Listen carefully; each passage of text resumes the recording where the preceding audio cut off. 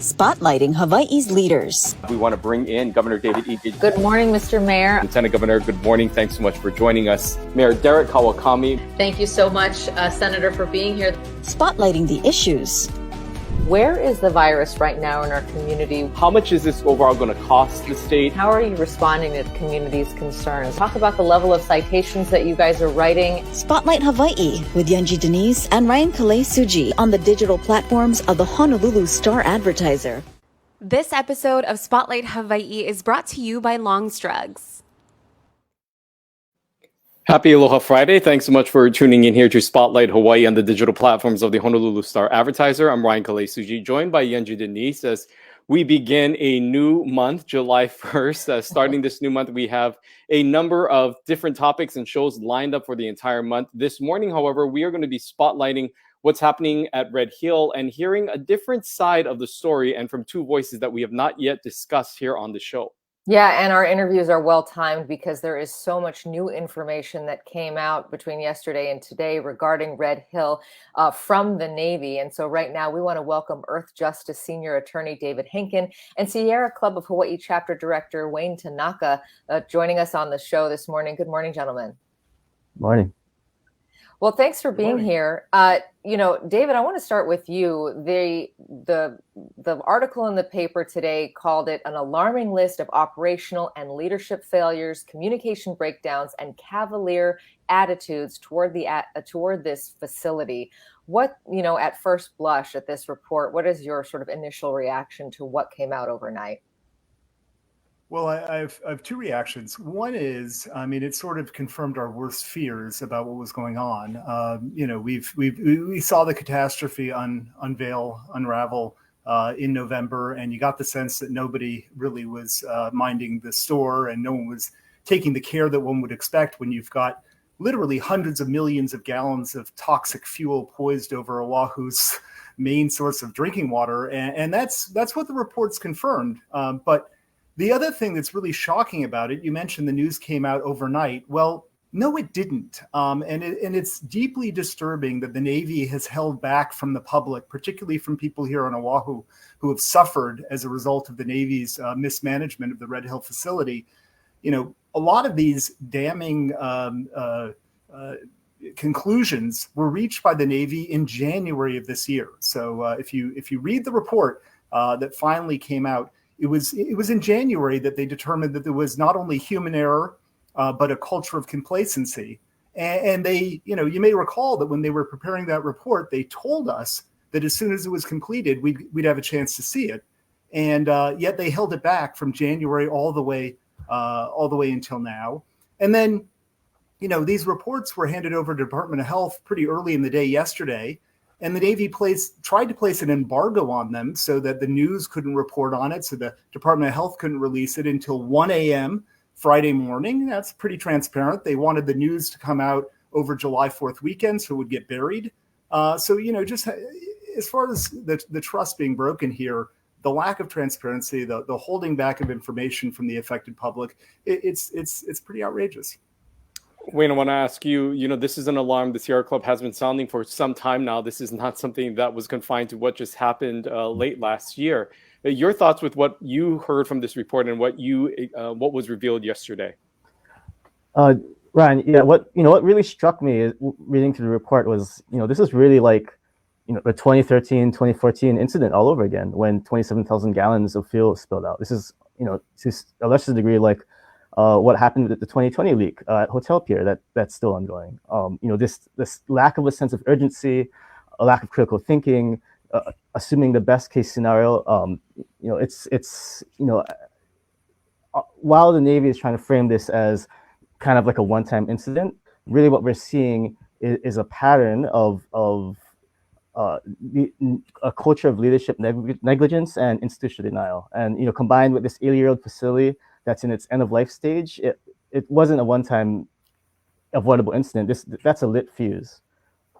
And for folks, David, who have not had a chance to read through the report and the coverage so far, let's just bring our audience up to speed who may be learning about this, for the first time. Basically, there was an incident that happened in May that really led to the catastrophe in November. Can you explain that briefly to the audience, just so that we're all on the same page? Yeah, very briefly, what happened on May the 6th, this is one of the first in a series of events that the Navy concluded, should have been handled in a much more careful way and maybe could have avoided the catastrophe in November. So on May the 6th, they were moving fuel between a couple of these massive tanks at Red Hill, and all of a sudden they started losing some fuel, and the report tells us that within 50 seconds, there were about 20,000 gallons of fuel that went missing. Now, this was never reported to the Department of Health. The Department of Health was told the leak was about 1,600 gallons and that they had recovered all but 38 of them.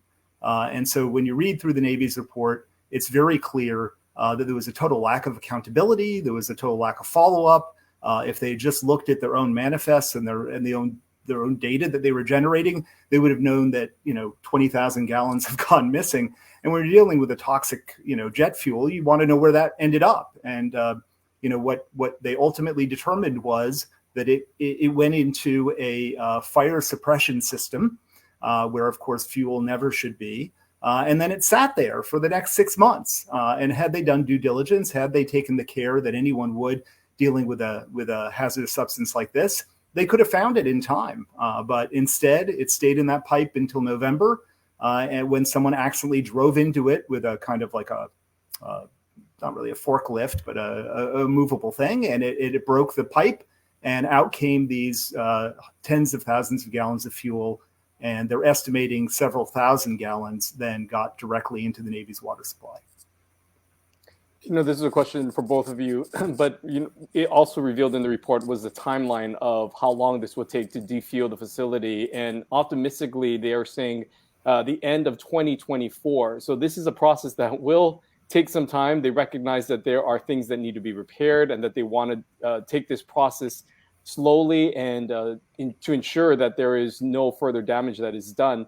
Wayne, your thoughts, I'll start off with you and your reaction on the timeline that has been presented for the defueling, something that you folks have been calling for quite some time now. Quite frankly, a 2-year timeline to let this ticking time bomb threaten our principal drinking water source is it's unacceptable. And I really think, we can't let this pattern that we've been seeing, this lack of a sense of urgency, like this constantly assuming that the best case scenario is going to happen, that we're not going to have an earthquake or electrical fire. Like we can't let that be the standard for this defueling plan. And there are a number of questions that I have that I think we deserve answers to with regards to what the Navy's been looking at, why they're saying it's going to take so long to do these repairs. With just kind of vague allusions to supply chain issues or the fact that it's taken this long for similar repairs, which in non-emergency circumstances. Yeah, and David, I'm sorry, David, your thoughts as well on just the overall timeline that they presented and thoughts that you have about what they suggested this looks like.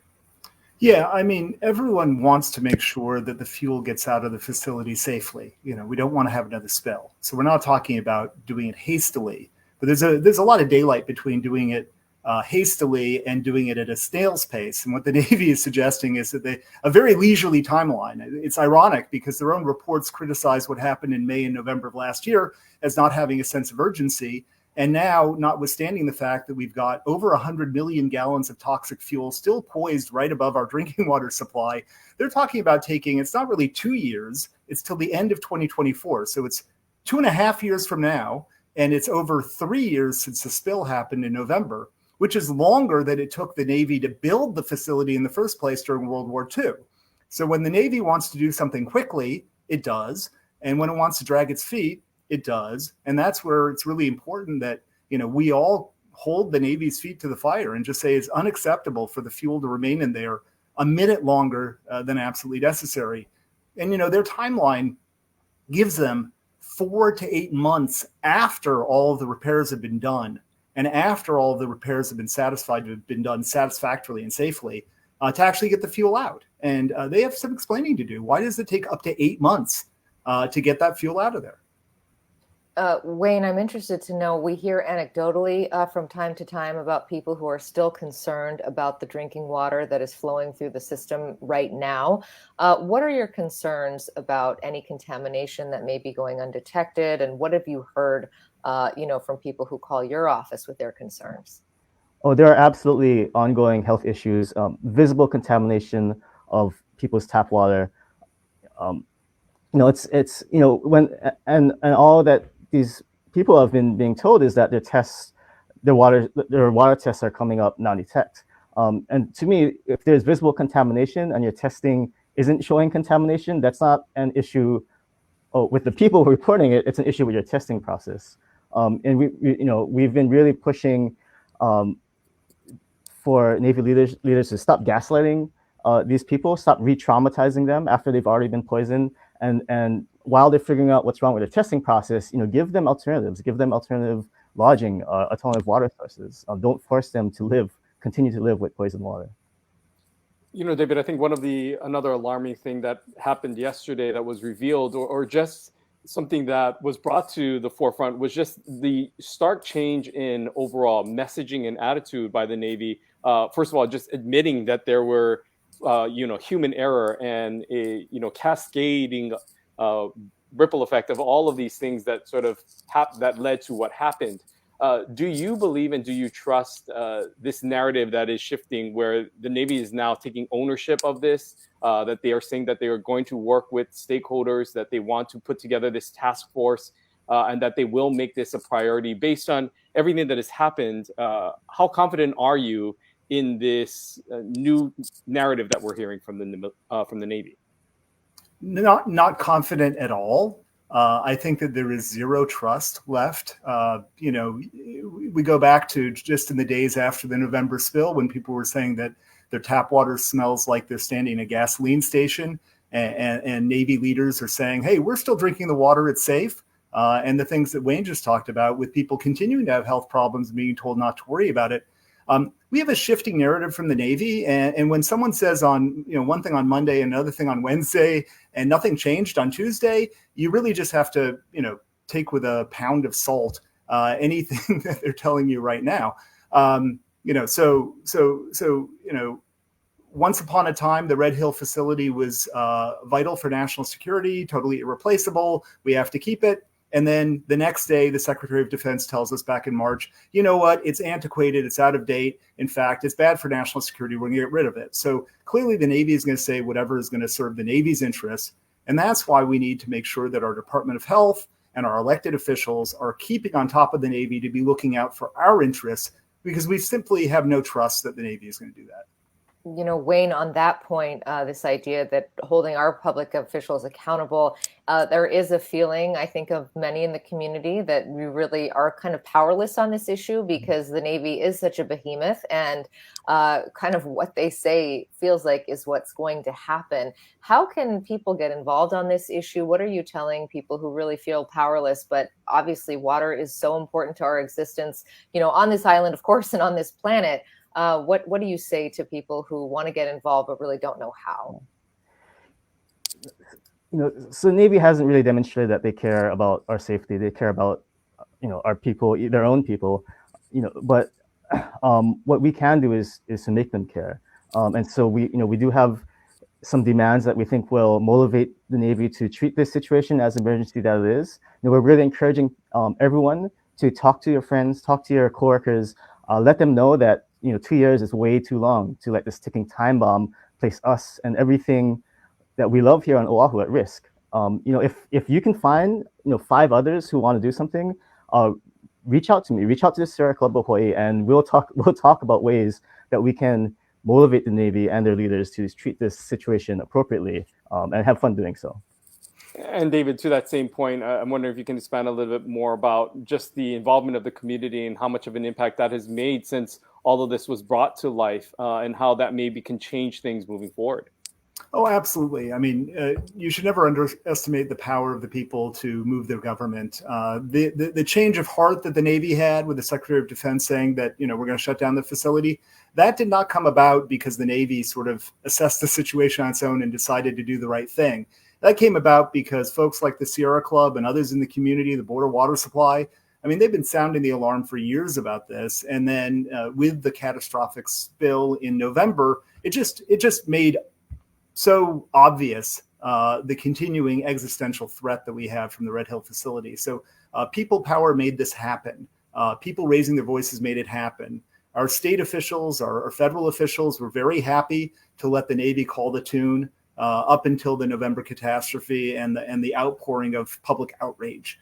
And so it's important that we, thankfully, this particular spill is not ongoing, although we're all suffering the effects of that with cutbacks in terms of the available water supply and concerns about how we're going to get all those thousands of gallons of fuel out of our drinking water. But there's still over 100 million gallons of fuel in that facility. So it's important to remind our elected officials that existential threat, that sort of looming ticking time bomb is still there. And we need to get it out there just as quickly as possible. And we, the people, will not stand for anything less. Yeah, David, if you could expand on that, the Navy, we've asked them on this program, and I know other journalists have pursued to try to find the exact amount of fuel that is still in there, and we haven't gotten an answer. But that report about the defueling efforts, that 2-year timeline that laid out, did shed some light, at least give us an inkling of how much is in there. Wayne alluded to the idea that there could be an earthquake or something that could put us at risk. How much fuel, based on what we've seen, do we estimate is actually in there? And what is that threat to the system, as to our viability, Sure. if you will, as long as it sits there? Yeah. And again, unfortunately, we're in a position where we have to rely on the information that we're getting from the Navy. And as we've discussed, that information can change from one day to the next when it really shouldn't. According to the reports, there's currently about 105 million gallons of different types of fuel in the Red Hill tanks themselves. And in addition, there's over a million, nearly 1.2 million gallons of fuel in the pipelines leading from those tanks to the distribution points. And as Wayne mentioned earlier, there is a history of spills from those pipelines into Pearl Harbor, into the ground. And so what they're talking about is first trying to remove the 1.2 million gallons out of the pipelines.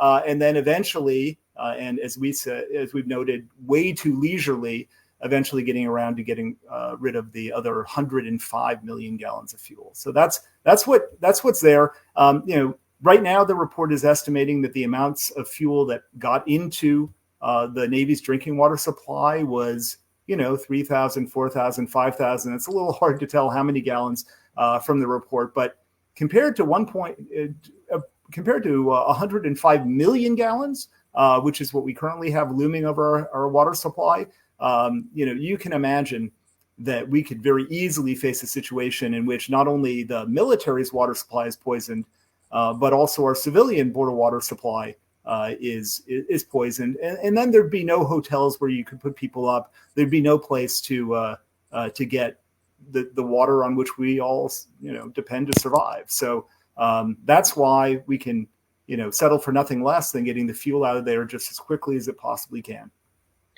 Wayne, one of the things that we heard and we discussed with Ernie Lau on this program of the Board of Water Supply, and one of the concerns that he had was just a level of uncertainty of just how far reaching this contamination could be. He spoke about potential concerns with fuel or any sort of leakage that could have been happening in other pipelines that could still be in there. He talked about potential seeping into the ground and other areas that we may not even know about at this point in time, that more testing continues to need to be done. On that end, what do you think can continue, or what would you call upon for the military to do to seek to get a more comprehensive view of just how widespread this problem is?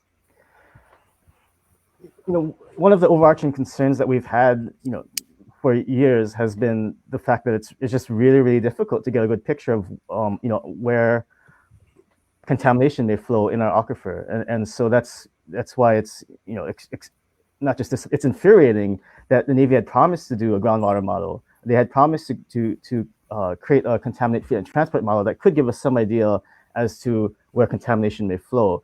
We still don't have that after 7-8 years, and that's part of the reason why we're in such a we're kind of shooting in the dark, as we've said, in terms of understanding where this contamination is.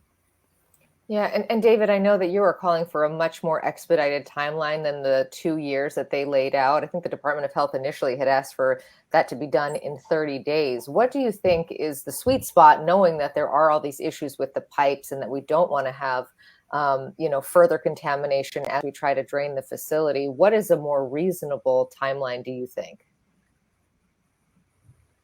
Well, the Department of Health called for the tanks to be emptied within 30 days of when the repairs were done. So it's not 30 days from the order. So there is a recognition that they need to make sure that the facility is going to be safe for defueling. No one wants to see a repeat of what happened last November, or even potentially a much worse spill.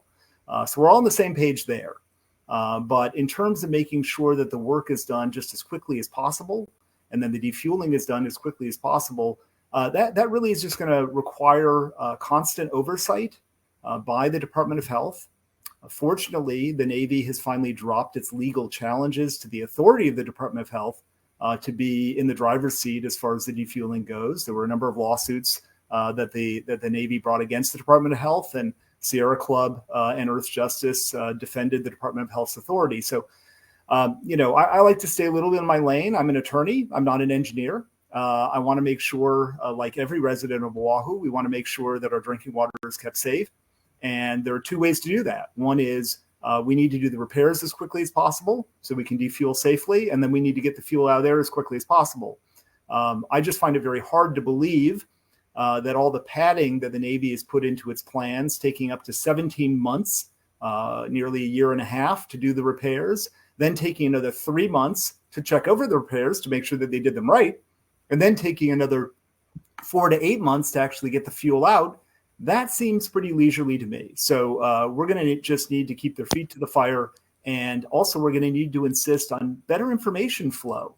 They shouldn't have reports that were completed last January that they're only giving us in June.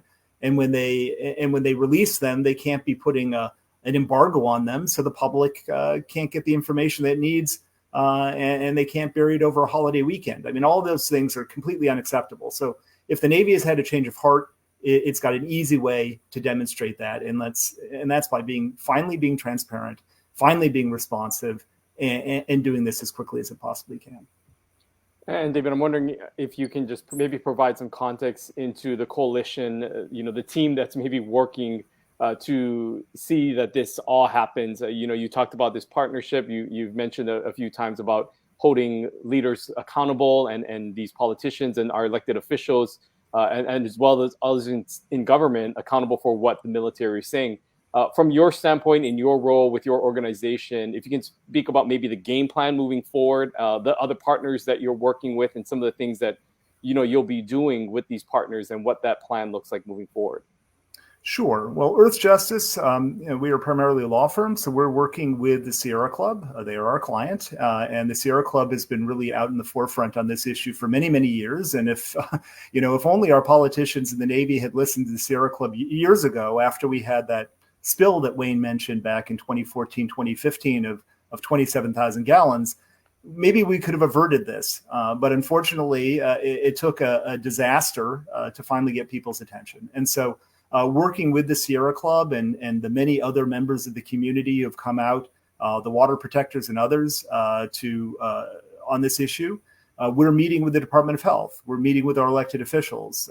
We've been working, Earthjustice has worked in the past with our congressional delegation on some of the legislation to require the defueling. And again, that I think was some of the things that motivated the Navy to finally do the right thing here. So we're going to continue to work with our congressional delegation, with the Department of Health, with the governor's office, with our partners, the Sierra Club and others, to make sure that this issue stays on the front burner. Until that fuel is out of there, we can't feel confident that we wake up in the morning, we're going to turn on the tap and it's not going to smell like a gas station.